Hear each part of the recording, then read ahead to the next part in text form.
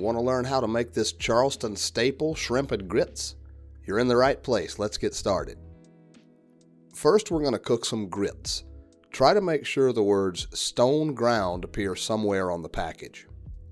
Set a saucepan over high heat and pour in 3 cups of water mixed with 1 cup of half and half. Carefully bring to a boil.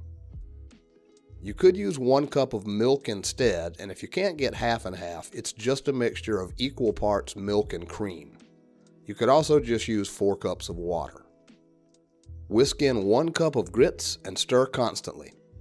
Season it up with some salt and turn the heat down to low. Partially cover and whisk every few minutes until all the liquid is absorbed. It should take about half an hour. Set aside and keep warm while you do the rest. Celery, onion, and bell pepper. Here's how you deal with an onion.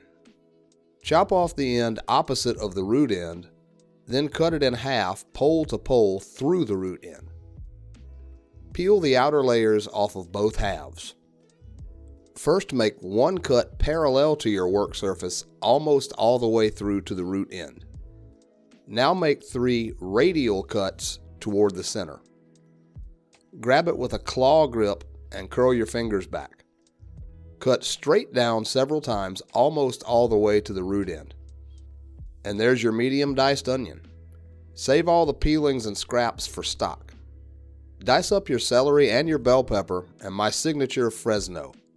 Use any other hot pepper you like or just leave it out. Now we need 1 or 2 cloves of garlic.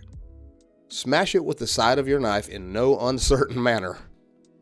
Peel off the outer layer and slice or mince according to your preference. Now we've got about a half a pound of good quality smoked sausage. This is a kielbasa type, but andouille is great too. Dice it up medium. Okay, the last bit of prep here is the shrimp. Grab the legs and twist the peels off. Pinch off the tail. Take a paring knife and carefully make an incision along the back to remove what's called the vein. It's actually the digestive tract. I always take it out.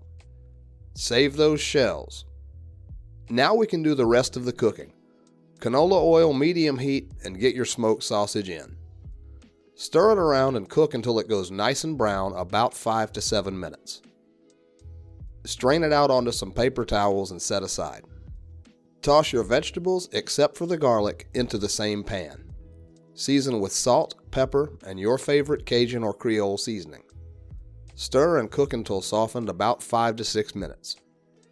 Add your garlic, stir, and cook for 1 more minute. Toss in 1 tablespoon of butter and let it melt.